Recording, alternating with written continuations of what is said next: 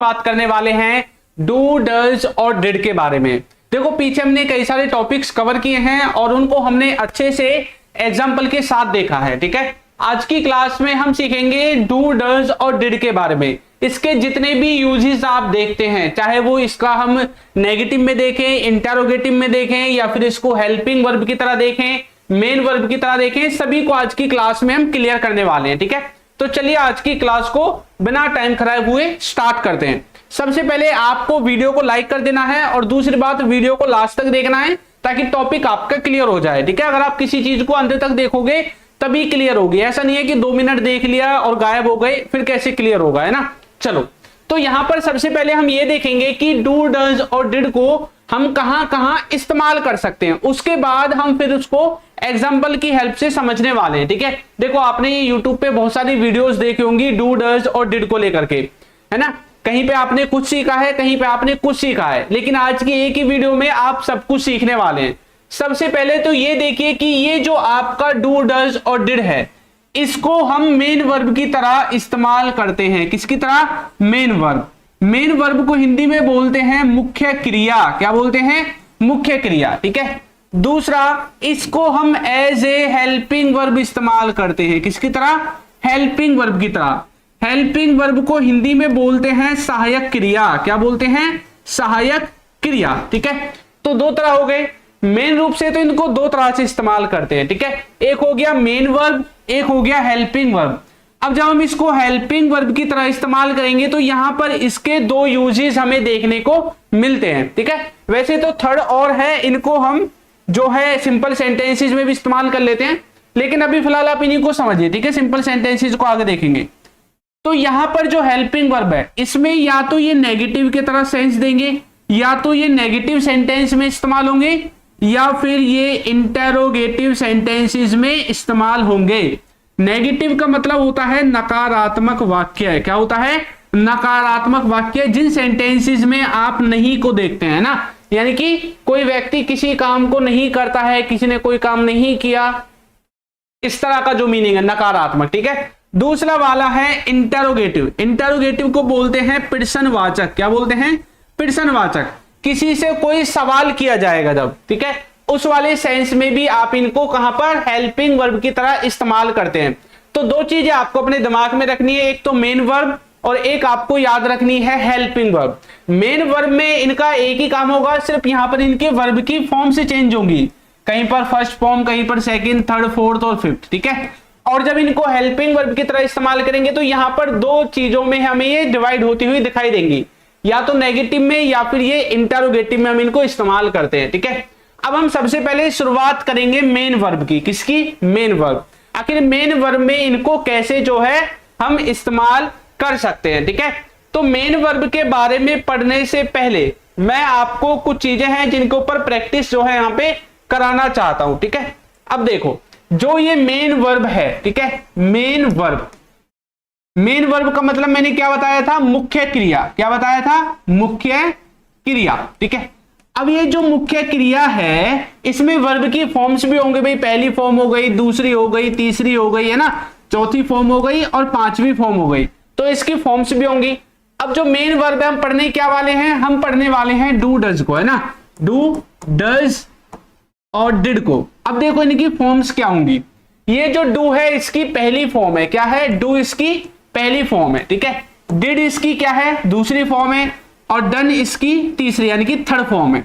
उसके बाद हम देखते हैं डूइंग और सबसे लास्ट में देखते हैं डज को। अब यहां पर आपको एक बात याद रखनी है, अगर किसी भी वर्ब की फॉर्म्स बन रही हैं, किसी भी शब्द की फॉर्म्स बन रही है, इंग्लिश में किसी भी वर्ड्स की फॉर्म्स बन रही है, जिसकी ये पांचों फॉर्म्स बन जाती हैं, वो आपका वर्ब हो जाता है। क्या हो जाता है? वर्ब। क्योंकि काम की ही फॉर्म्स हम बना सकते हैं। ये जो 5 फॉर्म्स आपको दिख रही है ना, ये किसी काम की ही हो सकती है। अब कोई भी काम जो सब्जेक्ट करता है उसी की है। ठीक है, अब वैसे ये जो डू है, डू का हिंदी में मीनिंग होता है कोई काम करना। क्या मीनिंग होता है? करना। डिड को ज्यादातर हम इस्तेमाल करते हैं किया वाले सेंस में, किसी ने कोई काम किया, ऐसा कुछ जो हो मीनिंग होता है उसमें। ठीक है, बाकी जो डन होता है इसको थर्ड फॉर्म की तरह इस्तेमाल करेंगे। जहां पर भी थर्ड फॉर्म की जरूरत पड़ेगी वहां पर हम डन का इस्तेमाल करते हैं, आप जानते हैं। ठीक है, जहां पर आईएनजी वाली फॉर्म की जरूरत पड़ती है वहां पर हम डूइंग को इस्तेमाल करेंगे, और जहां पर हमें जो है थर्ड पर्सन के साथ जो सब्जेक्ट होता है एस लगाना पड़ता है वर्ब में, उसमें आप इसको इस्तेमाल करोगे एज ए मेन वर्ब। अब यहां पर ये सभी की सभी मेन वर्ब हैं, ठीक है। अब देखो यहां पर जैसे मैंने बोला कि वह काम करता है, मैंने क्या बोला, वह काम करता है, ठीक है। ये छोटा सा सेंटेंस मैंने बोला।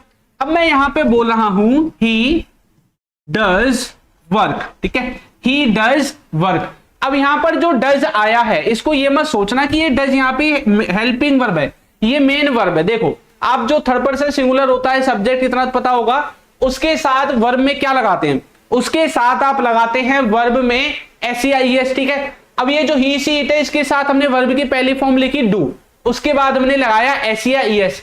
ये सेंटेंस कौन सा है, पहले सेंटेंस को पहचानो।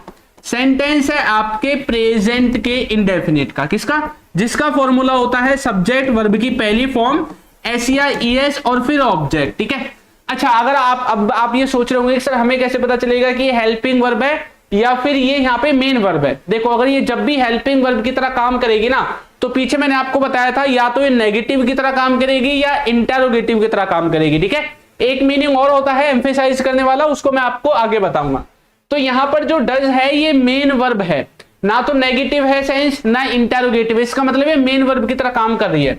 तो देखो यहां पर जो डू है, डू, ठीक है। अब हमने सीखा था कि जो थर्ड पर्सन हमारा होता है उसके साथ हम क्या लगाते हैं, SEIS लगाते हैं, ठीक है। तो डू के साथ हमने SEIS लगा के इसको डज बना दिया। लेकिन अगर यही सेंटेंस यू के साथ बनता यू, तो यहां पे मैं सीधा लिखता यू डू वर्क। यहां पर मुझे SEIS लगाने की जरूरत नहीं पड़ती क्योंकि सब्जेक्ट हमारा थर्ड पर्सन सिंगुलर के अंदर नहीं आता है, ठीक है। तो इस तरह से हमने सेंटेंस के द्वारा देखा कि इसको मेन वर्ब की तरह भी इस्तेमाल करते हैं, लेकिन ये जो इसका यूज है ना इसको आप बहुत कम देखोगे, ठीक है। ऐसे कुछ सेंटेंसेस भी आपने जरूर देखे होंगे। देखो जैसे कि अपना होमवर्क करो, तो आपने देखा होगा डू लगा हुआ है पैसे, जैसे कि डू यूर होमवर्क, है ना। तो यहां पर जो डू है ना ये आपकी मेन वर्ब की तरह ही आई है, ठीक है। वह अपना काम करता है, वह क्या करता है, अपना काम करता है। तो कोई किसी काम को करता है तो क्या लिखा हुआ है, ही डज हिज वर्क। तो यहां पर जो डज है ना ये मेन वर्ब है। ये डू में हमने SEIS लगाया जैसे मैंने पीछे भी आपको बताया था। अब देखो यहां पे भी वही है कि तुम अपना काम करते हो और वह अपना काम करता है, सिर्फ सब्जेक्ट का फर्क है। यहां पे ही था, यहां पे यू है ना, यानी कि आपका सब्जेक्ट चेंज हुआ। तो यहां पे SEIS हमने नहीं लगाया क्योंकि सब्जेक्ट ही सीट तो है ही नहीं, यू है, तो यू के साथ SEIS लगता ही नहीं है। और ये दोनों ही सेंटेंस आपके किसके हैं, प्रेजेंट के इंडेफिनिट के, ठीक है। ये भी आपका प्रेजेंट के इंडेफिनिट का ही है, ठीक है। आया समझ में। इधर देखो राघव यह बार बार करता है, तो क्या लिखा हुआ है, Raghav does it again and again. तो यहां पर जो डज आया है ये मेन वर्ब है। हमें कैसे पता चला, क्योंकि ना तो यहां नेगेटिव है ना इंटेरोगेटिव है, ठीक है। तो हमने प्रेजेंट इंडेफिनिट के फॉर्मूले के द्वारा इसको यहां पे यूज किया कि भाई राघव किसी व्यक्ति का नाम है, उसके साथ जो भी वर्ब आएगी उसमें SEIS लगेगी, ठीक है। तो हमने SEIS लगाई, फिर इट अगेन एंड अगेन जो सेंटेंस का मीनिंग था उसको सेम टू सेम हमने यहां पे लिख दिया। ये तो हो गया डू और डज को इस्तेमाल करने का तरीका, ठीक है। अब हम देखेंगे कि डिड को यहां पे कैसे इस्तेमाल करें। डिड को भी तो इस्तेमाल करना है, ठीक है। डिड को देखो, डिड को आप कैसे इस्तेमाल करोगे। डिड के बारे में जैसे इसको बोलते हैं कि अपना होमवर्क करो, ठीक है। अब हम यहां पे बोल सकते हैं कि उसने अपना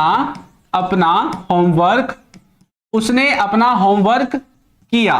क्या लिखा हुआ है, उसने अपना होमवर्क किया। अब ये सेंटेंस पास्ट का हो गया, ना तो यहां पे नेगेटिव का सेंस है, ठीक है, ना यहां पे इंटरोगेटिव का सेंस है। मतलब यहां पे डायरेक्ट फॉर्मूला कैसे लगेगा, सब्जेक्ट वर्ब की सेकंड फॉर्म और ऑब्जेक्ट, यानी कि पास्ट इंडेफिनिट का जो फॉर्मूला है वो लगेगा। तो कैसे बोलेंगे, ही डिड। अब यहां पे डू की सेकंड फॉर्म डिड आ जाएगी, ठीक है। जैसे कि आप जानते हैं कि डू पहली फॉर्म होती है, डिड दूसरी फॉर्म होती है और डन आपकी तीसरी फॉर्म होती है।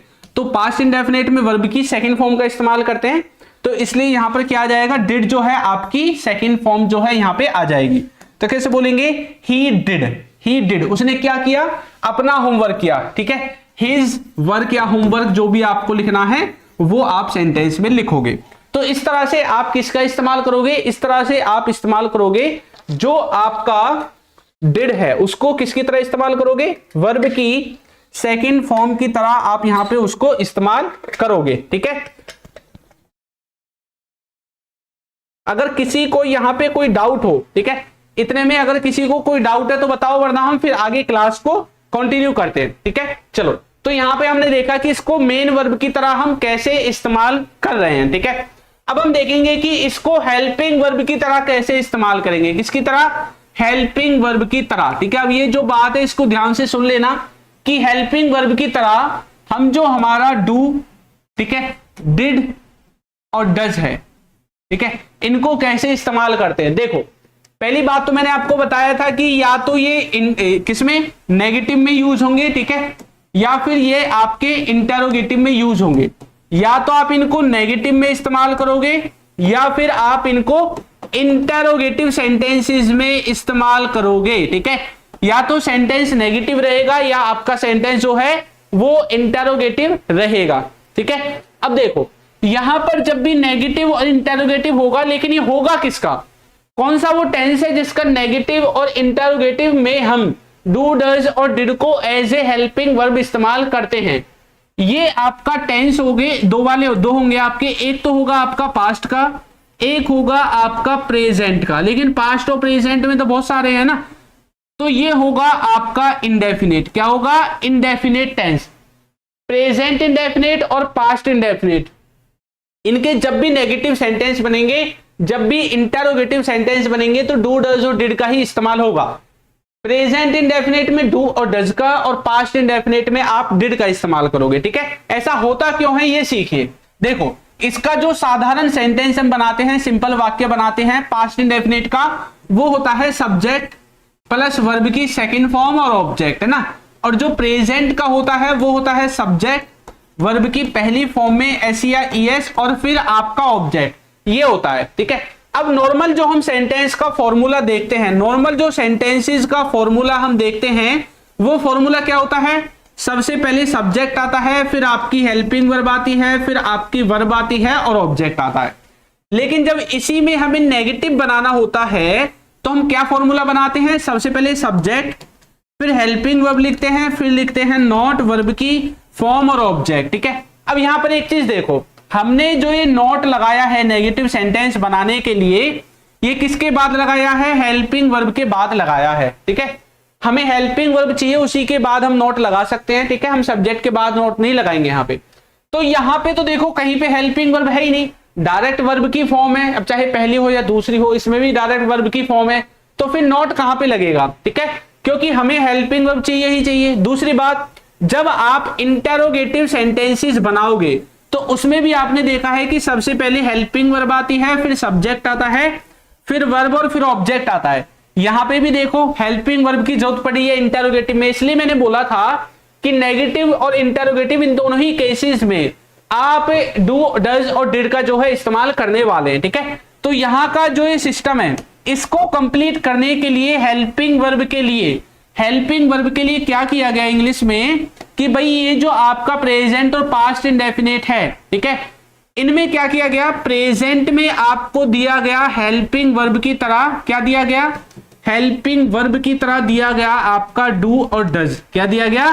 डू और डज। भाई इनको हेल्पिंग वर्ब मानो और इनके बाद लगा दो नॉट, जब भी नेगेटिव बनाना है, और जब भी इंटेरोगेटिव बनाना है तो इनको आगे लेके आ जाओ सब्जेक्ट से, और यही इंटेरोगेटिव का सेंस निकालेंगे। ठीक है, और जब आपको पास्ट में ऐसा करना हो, ठीक है, पास्ट में हेल्पिंग वर्ब क्या दी है आपको? डिड दी है, तो आप डिड के बाद क्या लगाओगे? नॉट लगाओगे। ये होता है इनका कॉन्सेप्ट। ठीक है, रटने वाली बात नहीं है, कॉन्सेप्ट को सीखोगे तो याद बहुत लंबे समय तक रहेगा। ठीक है, अब एक बात आपको याद रखनी है, अब कुछ बच्चों के मन में ख्याल आता है कि सर हमने यहां पे डिड का इस्तेमाल किया है, यहां पे डू डज का इस्तेमाल किया है। ठीक है, लेकिन अब हमें जब यहां पे डिड का इस्तेमाल करेंगे तो क्या वर्ब की सेकंड फॉर्म ही रहेगी हमारे साथ, या यहां पे जो वर्ब की फॉर्म में एस या एस लगा हुआ है ये हर बार ही आएगी क्या? नहीं, अब ये चीज आपकी चेंज हो जाएगी। जैसे ही आप डू डज और डिड का इस्तेमाल करोगे तो यहां पर आपको एक बात याद रखनी है कि ये जो आपका डू डज और डिड है, ठीक है, डू डज और डिड है,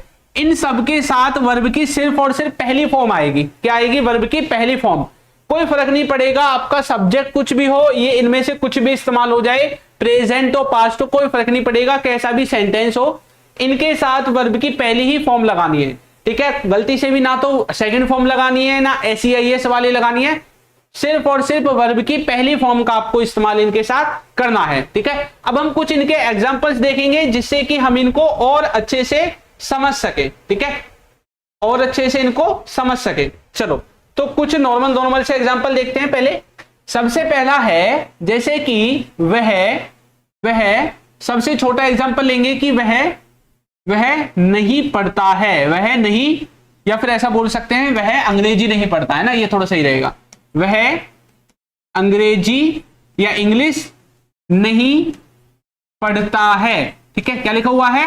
वह अंग्रेजी नहीं पढ़ता है। और दूसरा वाला है उसने अंग्रेजी या फिर इंग्लिश, ठीक है, उसने इंग्लिश या फिर अंग्रेजी, जो भी आपको लिखना है आप लिख सकते हैं, ठीक है, इंग्लिश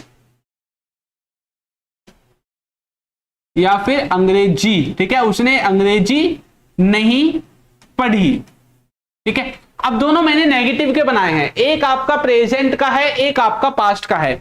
अब यदि इसको हम सिंपल सेंटेंस की तरह बनाते कि भाई वो अंग्रेजी पढ़ता है, तब तो हमें वर्ब की फॉर्म में SES लगाने की जरूरत पड़ती। उसने अंग्रेजी पढ़ी तो वर्ब की सेकंड फॉर्म की जरूरत पड़ती।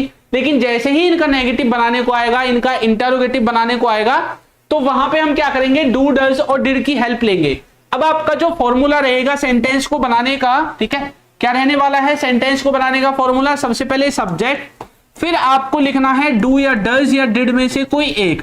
वो डिपेंड करेगा कि भाई किस टेंस में इस्तेमाल करना है, प्रेजेंट में डू डज और पास्ट में डिड। वर्ब की पहली फॉर्म और लास्ट में ऑब्जेक्ट या अदर वर्ड्स आपके आएंगे। अब दोनों में सब्जेक्ट सेम ही है, ठीक है, वह और उसने दोनों को ही बोलते हैं, तो यहां पर भी आपका जो है सेम आ जाएगा ही, और यहां पे भी आपका आ जाएगा ही, ठीक है। अब ही के बाद हमें यानी कि सब्जेक्ट के बाद डू डज या डिड में से कोई एक लिखना है। अब यहां पे हमारा प्रेजेंट में जो है डू डज में से यहां पे डज आ जाएगा और पास्ट में आपका आ जाएगा डिड, ठीक है, ही डज और ही डिड। अब कुछ बच्चों को ये तो प्रॉब्लम नहीं है ना कि भाई ये जो डज है ये कौन कौन से सब्जेक्ट के साथ लगेगा, तो इसको मैं क्लियर करा देता हूं। देखो जो आपका डज है इसको सिर्फ आप 4 शब्दों को याद कर लो, ही, शी, इट, और किसी भी व्यक्ति का नाम, कोई भी नाम हो, ठीक है, यहां पर आपका लगेगा डज।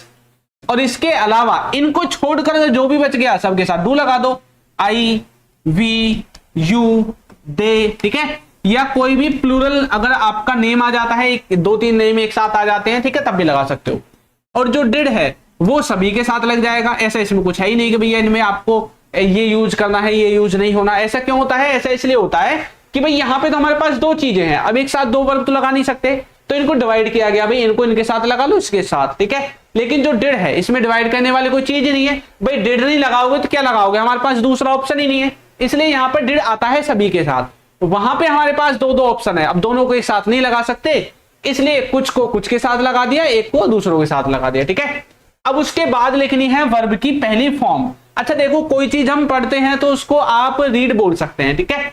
अब यहाँ पे वह अंग्रेजी नहीं पढ़ता है, तो यहाँ पे हमें पढ़ने के लिए रीड का इस्तेमाल करना है, लेकिन उससे पहले ये जो डू डज है ना, इनके बाद आपको नॉट भी लगाना है, क्योंकि सेंटेंस किसका है, नेगेटिव का सेंटेंस है, ठीक है। तो नॉट आप लगाओगे ही डज नॉट और डू डिड नॉट, जो भी है आपका, ठीक है, ही डज नॉट और डिड नॉट। उसके बाद आप लिखोगे अब क्या, अपनी वर्ब। वर्ब क्या लिखेंगे हम यहाँ पे, रीड लिख देंगे, ठीक है, ही does not do not read. क्या रीड नहीं करता वो, इंग्लिश, ठीक है, तो लास्ट में आप लिख दोगे इंग्लिश, ठीक है। तो इस तरह से आपका जो सेंटेंस है वो नेगेटिव में बनेगा, डू डज और डिड के द्वारा, प्रेजेंट इंडेफिनिट का नेगेटिव और पास्ट इंडेफिनिट का नेगेटिव, ठीक है। अब मैं एक सेंटेंस आपको इंटरोगेटिव का दिखाता हूं, ठीक है, इसी को बनाते हैं। जैसे कि क्या वह अंग्रेजी नहीं पढ़ता, क्या वह अंग्रेजी, या फिर नेगेटिव एक साथ ले ले, चलो खाली इंटरोगेटिव लेते हैं, क्या वह अंग्रेजी पढ़ता है, ऐसा ले लेते हैं, ठीक है, नेगेटिव नहीं लेते इसमें। दूसरा है क्या उसने अंग्रेजी पढ़ी, क्या उसने अंग्रेजी या इंग्लिश पढ़ी, ठीक है, ऐसा वाला सेंस है। अब देखो जब हम इसको इंटरोगेटिव में बनाएंगे तो फॉर्मूला क्या रहेगा, सबसे पहले डू डज और डिड आएगा, क्योंकि सबसे पहले हेल्पिंग वर्ब आती है, फिर सब्जेक्ट आएगा, वर्ब की पहली फॉर्म आएगी और ऑब्जेक्ट आ जाएगा, ठीक है। फिर आपका ये वाला जो फॉर्मूला है, ये वाला रूल जो है यूज होगा। अब कुछ नहीं करना, सबसे पहले हेल्पिंग वर्ब लिखो, अपने टेंस को पहचान करके, पहला वाला प्रेजेंट है और दूसरा वाला पास्ट है। अब हेल्पिंग वर्ब ऐसा नहीं है नहीं आग बंद करके डू डज में से कुछ भी लगा दिया, ठीक है। यहां पे डिपेंड करेगा कि भाई सब्जेक्ट क्या है, सब्जेक्ट है वह, तो इसके साथ डज ही आएगा। तो बोलेंगे डज ही, ठीक है, रीड इंग्लिश, तो क्या वो इंग्लिश पढ़ता है, क्या वो अंग्रेजी पढ़ता है, ऐसे आपका बनेगा, ठीक है। क्या वह अंग्रेजी पढ़ता है, क्या वो इंग्लिश पढ़ता है, जो भी है आप लगा देना, ठीक है। क्या उसने अंग्रेजी पढ़ी, अब आप इसको बोलोगे डिड के द्वारा, ठीक है। डिड ही रीड इंग्लिश, ठीक है। तो इस तरह से आप अपने सेंटेंस को नेगेटिव और इंटरोगेटिव में आप इनको ट्रांसलेट करोगे। ओके, यहां तक किसी को कोई डाउट हो तो मुझे बताओ। अगर कोई भी ऐसी चीज है इसमें जो कॉन्सेप्ट में आपको कोई चीज समझ में नहीं आएगी, सर ये कैसे आ गया या ये क्या हो गया, पूरा फॉर्मूला भी मैंने लिखा है, यूज भी लिखा है, और जो भी उसका मीनिंग होगा वो मीनिंग भी मैंने आपको बताने की कोशिश की है, ठीक है। चलो एमडी भाई हिज नहीं आएगा, ही आएगा, ठीक है। चलो आगे बढ़े। अब यहां पर इनके कुछ एग्जाम्पल्स हैं, एग्जाम्पल्स देखते हैं कि आपसे होते हैं या नहीं होते हैं, ठीक है।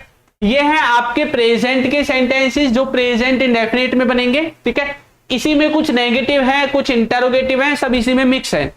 तो आपको एक एक करके इनको भी ट्रांसलेट करना है। पहले मैंने इन सेंटेंसेस को ट्रांसलेट करा रखा है जो पहले की वीडियोस हैं, लेकिन फिर से आपकी थोड़ी प्रैक्टिस हो जाएगी सेम सेंटेंसेस में, तो एक बार फिर से आप इनको भी ट्रांसलेट करने की कोशिश करो, ठीक है।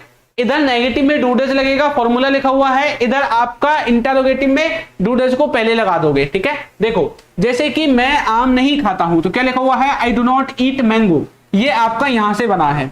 मेरा भाई स्कूल नहीं जाता है, नेगेटिव है, यहां से बनेगा, तो कैसे बोलूंगा, माई ब्रदर, ठीक है, डज नॉट गो टू, कहां नहीं जाता है, स्कूल, तो गो टू द स्कूल या गो टू स्कूल जो भी आपको बोलना आप लिख सकते हैं, ठीक है। तो my brother does not go to the school या गो टू स्कूल ऐसे आप बनाओगे। मोहन को मालूम नहीं है कि आप यहां हो, ठीक है, तो मोहन ये नहीं जानता है कि आप यहां हो, ऐसा कुछ कहना चाहता है, तो मोहन नहीं जानता है, तो कैसे बोलेंगे, मोहन, ठीक है, Mohan does not know, Mohan does not know. अब क्या नहीं पता है उसको कि आप यहां हो, दैट यू आर हेयर, ठीक है। तो मोहन नहीं जानता कि भाई तुम यहां पे हो। क्या वह रोज यहां आती है, तो ये जो सेंटेंस है ये इंटरोगेटिव का है, किसका है, इंटरोगेटिव का है। अब जब इंटरोगेटिव का है तो फिर ये वाला फॉर्मूला इसमें की बार इस्तेमाल होने वाला है, ठीक है। चलो बनाओ, इस वाले फॉर्मूले के द्वारा बनाना है। सबसे पहले डू डज सब्जेक्ट वर्ब की फॉर्म और ऑब्जेक्ट लगाना है, तो बोलेंगे डज, ठीक है, क्या बोलेंगे, डज, ठीक है, डज शी कम, इसको थोड़ा सही लिख देते हैं ना, डज शी कम हेयर, कब आती है, रोजाना, रोजाना के लिए लिख देंगे डेली, ठीक है। तो does she come here daily, क्या वह रोजाना यहां आती है। क्या तुम्हारे पिताजी चाय रोज पीते हैं, ठीक है, इंटरोगेटिव वाला है, तो बोलेंगे does your father take tea daily या have tea daily, drink tea daily, कुछ भी बोल सकते हैं, ठीक है, टेक टी डेली। चलो इस तरह से आपका जो सेंटेंस है ये वाला भी बन जाएगा। मैं उसे नहीं जानता, ये जानता है, ठीक है, इसको आप कर लेना ट्रांसलेट, बहुत आसान है। तो इस तरह से आप डू डज को किसमें, प्रेजेंट इंडेफिनिट में नेगेटिव और इंटरोगेटिव की तरह जो है आप इस्तेमाल करेंगे, ठीक है। अब हम देखेंगे कि हम यहां पे ही सेम सेंस में डिड को कैसे इस्तेमाल कर सकते हैं। चलो तो अब हम देखने वाले हैं कि हम डिड को कैसे इस्तेमाल करेंगे सेम मीनिंग के साथ, ठीक है। इसका भी नेगेटिव का फॉर्मूला ये है, इंटरोगेटिव का फॉर्मूला आपका ये वाला है। पहले मैंने 2-3 यहां पे ट्रांसलेट कर रखे हैं ताकि आपको थोड़ा आइडिया लग जाए, उसके बाद वाले जो है ये हमें ट्रांसलेशन करना है, ठीक है। मैंने गरीबों की मदद नहीं की, तो लिखा हुआ है आई did not help the poor, ये डिड आया है, इसके बाद नॉट आया है, इससे ही आपको पता चल जाना चाहिए कि did as a helping verb इस्तेमाल हुआ है, ठीक है। अगर इसके बाद नॉट नहीं आएगा, डायरेक्ट वर्ब आ जाएगी, तो यहां पर आप ये लगा सकते हो कि मेन वर्ब की तरह इस्तेमाल हो रहा है फिर, ठीक है। एक सेंस हो रहा है एम्फेसाइज वाला, वो मैं आपको आगे बताता हूं अभी, ठीक है। आप दोनों ने चाउमीन नहीं खाई, तो मतलब किसी ने कोई काम नहीं किया, ऐसा मीनिंग होता है जब डिड आपका लगता है नेगेटिव में। तो both of you did not eat chowmein, जो भी आपका, ठीक है। मोहित ने रोहित को यह नहीं बताया, तो क्या लिखा हुआ है, Mohit did not tell this to Rohit, Mohit ने इसको रोहित को नहीं बताया। अब है क्या उसने मेरी मदद की थी, ये जो सेंटेंस है इसको अब हमें इंटरोगेटिव में बनाना है। अब ये मैं सोचना कि थी आ गया तो सर क्या इसको हम हैड के द्वारा बनाएंगे? भाई हैड नहीं, डिड के द्वारा ही बनेगा, ठीक है। तो क्या उसने मेरी मदद नहीं की थी, कैसे बनाओगे? क्या उसने मेरी मदद नहीं की थी, करो जल्दी से ट्रांसलेट इसको, कैसे आप ट्रांसलेट करोगे? सबसे पहले लिखोगे, इंटरोगेटिव वाला है तो सबसे पहले ये वाला फॉर्मूला लगेगा, यानी कि डिड लगेगा, तो लिखेंगे डिड, ठीक है। क्या उसने मेरी मदद की थी? डिड। अब ये उसने कौन, कोई लड़का लड़की हो सकती है तो लड़का मान लेते हैं, तो डिड ही, फिर हेल्प की पहली फॉर्म आ जाएगी हेल्प, क्योंकि वर्ब भी लगानी है, तो डिड ही हेल्प। क्या उसने मदद की थी, किसकी? मी, यानी कि मेरी, ठीक है। और लास्ट में जो इंटरगेटिव का साइन है वो आप लगा दोगे। इस तरह से आपका जो सेंटेंस है वो यहां पे ट्रांसलेट हो जाएगा। बच्चे क्यों सो गए, तो बोलेंगे वाई डिड, ठीक है। अब यहां पे किड्स लिख दो, चिल्ड्रन लिख दो, चाइल्ड लिख दो, जो भी लिखना है वो आप लिख सकते हैं। Kids sleep. अब बोलोगे कि सर ये वाई क्यों आ गया, डिड के द्वारा ही क्यों नहीं स्टार्ट हुआ, है ना? तो देखो, जिन सेंटेंसेस का जवाब आप हाँ या ना में लेना चाहते हैं उनको आप हेल्पिंग वर्ब से शुरू करते हैं, लेकिन जिनका पूरा जवाब आपको चाहिए, यानी कि आपको हाँ या ना में जवाब नहीं चाहिए। अब देखो यहाँ पे क्या लिखा हुआ है, बच्चे क्यों सो गए।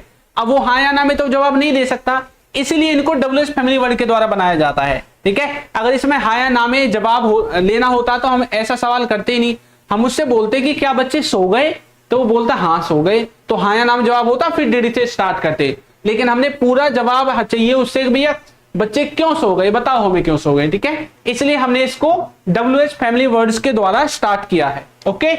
मैंने उसे पत्र नहीं लिखा, आपने किसी को कोई लेटर नहीं लिखा, तो बोलोगे I did not write him a letter, ठीक है। या फिर I did not write a letter to him, ऐसा भी आप बोल सकते हैं, कोई फर्क नहीं पड़ता। स्पोकन इंग्लिश में कोई फर्क नहीं पड़ता भैया, लेकिन आप कंपटीशन की तैयारी करोगे तो वहां पे एक एक वर्ड को आगे पीछे करके भैया सही लगाना पड़ता है, ठीक है। यहां पे तो आप ऐसा भी बोल दोगे, कोई फर्क नहीं पड़ेगा। I did not write him a letter, ऐसा बोल दो, या फिर I did not write a letter to him, ऐसा बोल दो, तब भी कोई फर्क नहीं पड़ेगा, ठीक है। आगे देखो, क्या वह मुझसे नफरत नहीं करती थी, क्या वो मुझसे नफरत। अच्छा एक बात बताऊं आपको, जो भी इंग्लिश आप बोलते हैं ना, बोलते हुए सुनते हैं किसी को भी, अंग्रेजों को या इंडिया में कहीं भी, उसमें से कुछ ऐसे सेंटेंसेस होते हैं जो ग्रामर के हिसाब से बिल्कुल गलत हैं, ठीक है। देखो जैसे कि आप बोलते हैं इट इज मी, अब आप इसको क्या बोलते हैं, इट्स मी, ऐसा ही बोलते हैं ना, ठीक है। लेकिन ये ग्रामर के हिसाब से बिल्कुल गलत है, यहां पे मी आएगा ही नहीं, ठीक है। जब आप थोड़ा ग्रामर को पढ़ोगे असली से तो वहां पे आएगा इट इज आई, क्या आएगा, इट इज आई आएगा। लेकिन हम बोलते हैं भाई कौन है, इट्स मी, मैं हूं, है ना, ऐसा बोलते हैं। लेकिन असलियत में सही क्या है, आई सही है। तो भैया ग्रामर में बहुत सारी ऐसी चीजें हैं जिनको हम गलत बोलते हैं, ठीक है। लेकिन हर चीज ग्रामर के हिसाब से थोड़ी पढ़ेंगे, हिंदी को भी ग्रामर के हिसाब से थोड़ी बोल रहे हैं, है ना। और ना आप ये जज कर रहे होंगे कि मैंने ग्रामर के हिसाब से जो हिंदी के सेंटेंस बोलता जा रहा हूं मैं, इनको मैं सही भी बोल रहा हूं या गलत बोल रहा हूं, कोई फर्क नहीं पड़ रहा ना, क्या सही बोलूं या गलत। लेकिन फर्क तब पड़ेगा जब मैं बोल रहा हूं और आपको समझ में ना आए, तो वही इस इंग्लिश की है। इसको आप गलत बोलोगे कोई फर्क नहीं पड़ेगा, ठीक है, ज्यादा गलत भी नहीं बोलनी है, 1-2% बस, ठीक है। लेकिन अगर आप सही बोल रहे हो बिल्कुल एक्यूरेट ग्रामर के हिसाब से, अब ये दूसरे को समझ में ही नहीं आ रहा, फिर फायदा क्या है लैंग्वेज का। लैंग्वेज का मतलब ही ये है कि भाई भाषा का आविष्कार क्यों हुआ, क्योंकि हम चाहते हैं कि हम जो कहना चाह रहे हैं, जो बोलना चाह रहे हैं, जिस काम को कराना चाह रहे हैं, उसको दूसरों को बता सके शब्दों के माध्यम से, ठीक है। तो उसी से हमने लैंग्वेज बनाई है, ताकि हमारी भाषा जो हम बोलना चाहते हैं, मन के विचार दूसरों तक हम पहुंचा सके, ओके। चलो तो नेक्स्ट वाला है, क्या वह मुझसे नफरत नहीं करती थी। तो इसमें इंटरोगेटिव भी है, नेगेटिव भी है, ठीक है। तो इसको आप बनाओगे, ये आपके लिए मैंने यहां पे छोड़ दिया है, ठीक है। इसको आपको ही ट्रांसलेट करना है। चलो अब एक ऐसा सेंटेंस देखते हैं जो मैं आपको बार बार बोल रहा था कि भैया इसको भी हम बनाते हैं। डू डज और डिड के द्वारा ऐसे सेंटेंस भी बनते हैं कि किसी काम को करता ही तो हूं, या किसी काम को करता तो हूं, ठीक है। इस तरह का जो सेंस है वो भी आपको देखने को मिलेगा। इन दोनों में से कोई भी सेंस आपको अपने सेंटेंस में देखने को मिल सकता है डू डज के द्वारा। यही सेम सेंस हम डिड के द्वारा भी निकाल सकते हैं। डिड की मैंने आगे लगा रखी है स्लाइड, ठीक है। अब जैसे यहां पे लिखा हुआ है सब्जेक्ट डू या डज, या उसके बाद वर्ब की फॉर्म और उसके बाद ऑब्जेक्ट, ठीक है। अब इसका मीनिंग क्या है मैं लिखता ही तो हूं, तो लिखा हुआ है आई डू राइट। क्या लिखा हुआ है? I do right. अब आपको कैसे पता चलेगा कि सर यही मीनिंग निकालेंगे? सर ये डू के बाद डू डज, ये मेन वर्ब भी तो हो सकता है डू, है ना। देखो जब ये डू मेन वर्ब होगा ना तो यहां पे ऐसा लिखा होगा आई डू। अब यहां पे दूसरी वर्ब नहीं आएगी कोई भी, यहां पे कुछ और ही चीज आएंगी, ठीक है, क्योंकि सब्जेक्ट होगी, वर्ब होगी। अब दोबारा वर्ब तो लिखोगे, अब यहां पे कोई प्रीपोजिशन हो सकता है, कोई कंजक्शन हो सकता है, कोई एडवर्ब, कोई एडजेक्टिव और कोई होगा, लेकिन वर्ब नहीं होगी, ठीक है। अब यहां पे देखो डू के बाद तुरंत वर्ब भी है, राइट भी तो वर्ब भी है ना, दोनों पहली फॉर्म हो गई। अब यहां पर जो राइट आई ना, इसका मतलब समझ लो कि दो वर्ब एक साथ आई हैं और डू आया है पहले, तो मतलब ये किसी बात पर जोर देने की जो है बात करेगा। अब ये इस लिखने की बात पर जोर देने की बात करेगा डू, ठीक है। इस तरह का मीनिंग आप इनसे समझोगे। लेकिन जब ये फुल मतलब पूरी तरह से मेन वर्ब का ही सेंस देगा तो आई डू के बाद कोई भी वर्ब आपको दिखाई नहीं देगी, इसके बाद तो कम से कम नहीं दिखाई देगी, ठीक है। जैसे यहां पे तुरंत इसके बाद लगी हुई है, ऐसा नहीं दिखाई देगा। देखो वह दौड़ता ही तो है, तो बोलेंगे ही डज रन। अब यहां पर एक चीज देखो, हमने आई के साथ डू और ही के साथ डज, जैसा आप जिस सब्जेक्ट के साथ लगाते हैं ऐसा ही लगाना है। सबके साथ ऐसा नहीं है डू ही डू लगा दो या सबके साथ डज ही डज लगा दो।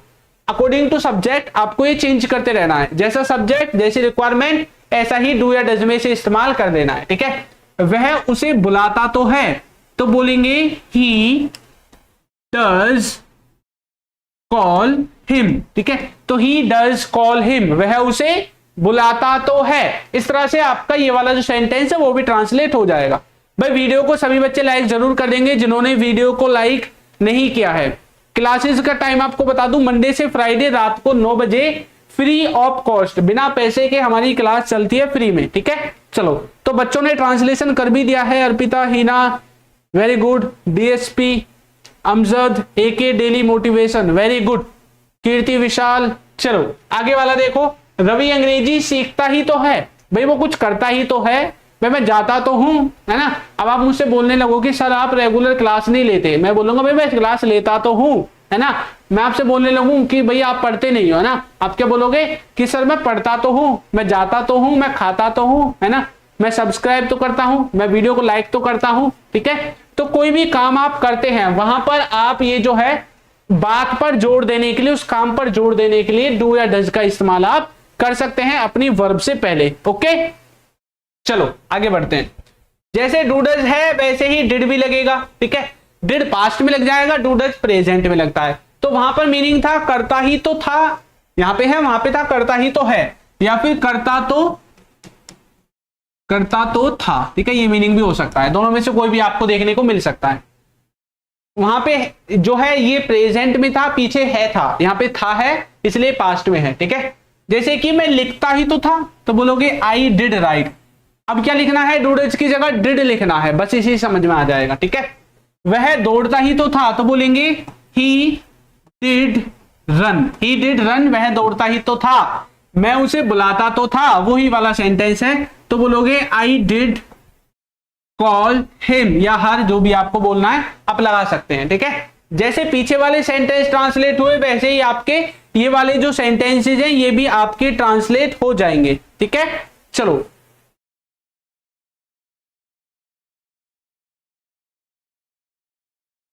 वेतन बोल रहे हैं कि क्या मैंने तो लिखा है फिर भी मेरा नाम नहीं लिया। भाई ले लेंगे, इतने सारे कमेंट्स आते हैं ना एक साथ तो दिखता नहीं है नाम, ठीक है। चलो इसका एक सेंस और होता है एक जगह और इसको इस्तेमाल करते हैं कि इनको हम सिंपल सेंटेंसेस में जो हम बनाते हैं ना सेंटेंसेस, कि भाई मेरे पास घर है, मेरे पास कार है, मेरे पास पैसे हैं, मेरे पास पेन है ना, किसी के पास कुछ है, अब पास्ट में किसी के पास कुछ था। इन्हीं का नेगेटिव और इंटरोगेटिव बनाने के लिए, यानी कि सिंपल सेंटेंसेस का नेगेटिव और इंटरोगेटिव बनाने के लिए भी हम डू डज और डिड का जो है इस्तेमाल करते हैं, ठीक है। पास्ट में लगेगा डिड, प्रेजेंट में डू डज। सेंटेंस को बनाने के दोनों फॉर्मूले आपके सामने हैं। हेल्पिंग वर्ब की जगह डू डज लगेगा, क्योंकि एज ए जो है हेल्पिंग वर्ब यहां पे हम इस्तेमाल करेंगे। क्या तुम्हारे पास गाड़ी थी, तो हमने बोला है did you have a car, लेकिन अगर हम इसको नॉर्मल बनाते कि क्या मतलब तुम्हारे पास गाड़ी थी, तो बोलते यू हैड अ कार, है ना। फिर हम इसको ऐसे बनाते, इसका नेगेटिव है, ये क्या है, इसका नेगेटिव है। मैंने बोला तुम्हारे पास पैसे थे, तो मैं बोलूंगा यू हैड मनी, लेकिन मैं बोलूंगा तुम्हारे पास पैसे नहीं थे, फिर मुझे डिड या डू डज इनका इस्तेमाल करके सेंटेंस को नेगेटिव इंटरोगेटिव में ट्रांसलेट करना पड़ेगा। क्या उसके पास यह किताब है, तो कैसे बोलेंगे, प्रेजेंट का है तो बोलेंगे does he have this book, है ना। अब ये मत सोचना कि सर आपने हैव तो गलत लगा दिया, है ना, जबकि सब्जेक्ट तो हमारा ही के साथ तो है ज्यादा है। लेकिन यहाँ पे हैव है क्या, ये देखो हैव यहाँ पे मेन वर्ब की तरह काम कर रही है। अच्छा, सब्जेक्ट के हिसाब से चेंज क्या होता है, सब्जेक्ट के हिसाब से चेंज होती है आपकी क्या, हेल्पिंग वर्ब, है ना। तो यहाँ पे जो हेल्पिंग वर्ब है वो क्या है, डू डज है। तो भैया ही के हिसाब से हमने इसको चेंज कर तो दिया, डज लगा तो दिया। अब ये थोड़ी है भैया इस सब्जेक्ट के हिसाब से इसको भी चेंज करोगे, नहीं। अगर ये हेल्पिंग वर्ब होती तभी ये चेंज होती। अभी हेल्पिंग वर्ब नहीं है, अब ये फिक्स है, यहाँ पे ये फिक्स है इसलिए मैंने फिक्स लिखी है, ये चेंज नहीं होगी, चाहे सब्जेक्ट ही आए, आई आए, वी आए, यू आए, कुछ भी आ जाए, ये आपका हैव ही रहेगा। यहाँ पे ये आपकी चेंज नहीं होने वाली है, ठीक है। तो does he have this book, ऐसे हम उससे सेंटेंस को, इस सेंटेंस को बनाएंगे, ठीक है। अगर हम पास्ट का बनाएंगे, क्या तुम्हारे भाई था या भाई थी, जो भी है, था है ये तो, ठीक है। क्या तुम्हारे भाई था, अब ये पास्ट का है तो अब हमें डिड लगाना है, लेकिन डिड के साथ भी हैव ही आएगा। कैसे बोलेंगे, तो हम बोलेंगे डिड, ठीक है। कैसे बोलेंगे, डिड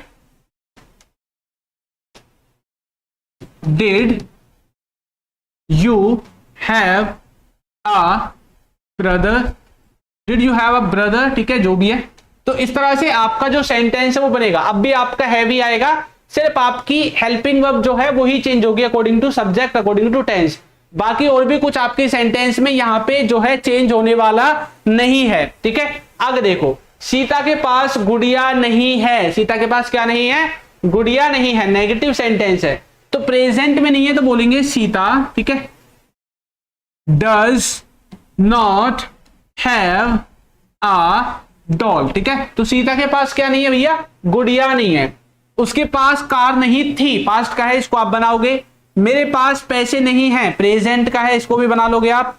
राहुल के पास किताब नहीं थी, ये भी आपका पास्ट का है, इसको भी आप बना लोगे। कैसे बोलेंगे, राहुल के पास किताब नहीं थी, Rahul didn't have a book, ठीक है।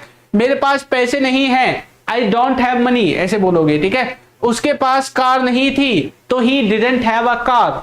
उनके दो भाई नहीं हैं, इसको बना देते हैं ना, इसमें कंफ्यूज हो जाओगे। देखो, चाहे किसी वस्तु की बात करें या भाई बहन की बात करें, कि जैसे उसका एक भाई है या उसका एक भाई नहीं है, उसकी दो बहनें नहीं है, नेगेटिव इंटरगेटिव किसी भी तरह का हो, सभी सेंटेंसेस को आप इनके द्वारा बना सकते हैं। सभी में आप यही फॉर्मूला इस्तेमाल करोगे। जैसे उसके दो भाई नहीं है, प्रेजेंट का है, तो बोलेंगे he does not have two, ठीक है, he doesn't have two brothers, BROTHERS, ठीक है। तो he doesn't have two brothers. क्या पंकज की 3 बहनें थी, ठीक है, तो बोलेंगे डिड पंकज हैव 3 सिस्टर्स, ठीक है। तो डिड पंकज हैव 3 सिस्टर्स। तो इस तरह से आपका ये वाला जो सेंटेंस है ये भी ट्रांसलेट हो जाएगा, ठीक है। तो बाकी के जो बीच के 3 बचे हुए हैं इनको आप ही ट्रांसलेट करोगे, बाकी इनका ट्रांसलेशन जो भी है वो मैंने आपको बता दिया है, ओके। चलो, तो भैया वीडियो को जरूर लाइक कर दें। जिन बच्चों ने वीडियो को लाइक नहीं किया है बहुत गलत है ना। वीडियो को लाइक सबसे पहले क्या करो, क्लास में जुड़ते ही सबसे पहला काम वीडियो ही लाइक हो जानी चाहिए, ठीक है। चलो, बाकी यहां पे अगर किसी को टेलीग्राम ग्रुप पे जुड़ना है, पीडीएफ वगैरह चाहिए तो टेलीग्राम पे जुड़ सकता है। इंग्लिश विद चिंटू के नाम से हमारा टेलीग्राम का जो ग्रुप है वो आपको मिल जाएगा। फेसबुक और इंस्टाग्राम पे भी सेम इसी ना, ये ब्लैक कलर में ना, ये सर्च करना है, कभी इसको भी स्लैश लगा के सर्च करने लगो, ठीक है। ये सर्च करना है तभी आपको मिलेगा, ठीक है। चलो, और जिन बच्चों को कोर्स वगैरह चाहिए, जो ये बोलते हैं कि सर हमें कोर्स चाहिए, फ्री में नहीं चाहिए ना, बहुत सारे मैसेज आते हैं मेरे पास, सर फ्री वाली नहीं, हमें तो ऐप में चाहिए, कोर्स चाहिए। तो भैया जिनको कोर्स चाहिए उनके लिए हमारी एप्लीकेशन है अल्फा स्पोकन इंग्लिश, ये इसका लोगो है, इससे आप इसको पहचान सकते हैं। आपके फोन में प्ले स्टोर होगा, वहां से जाकर इसको डाउनलोड कर लीजिए। अगर नहीं मिलता है आपको कहीं पे भी तो नीचे जो नंबर है इस पे व्हाट्सएप पे मैसेज कर दीजिए कि सर ऐप का लिंक दे दीजिए, आपको जो एप्लीकेशन का लिंक है वो प्रोवाइड करा दिया जाएगा, ठीक है। और जिनको भी पीडीएफ वगैरह चाहिए, बुक्स वगैरह चाहिए, वीडियो के नीचे दिख रही होंगी, ऐप में भी मिल जाएंगी, आप यहां से भी जाकर हमारे कोर्स को ज्वाइन कर सकते हैं। लेकिन यूट्यूब पे फ्री चलती हैं, इसमें आपको पेड क्लासेस मिलेंगे, ठीक है। पहले ही आप कभी बोलने लगो सर ऐप पे फ्री कब चलेगी, ऐप पे पेड ही चलती है, फ्री आपकी यूट्यूब पे चलती है मंडे से फ्राइडे रात को 9 बजे। ठीक है, चलिए तो अब हम मिलने वाले हैं अपनी नेक्स्ट क्लास में नए टॉपिक के साथ। तब तक के लिए सभी बच्चों को good night, tata, bye bye.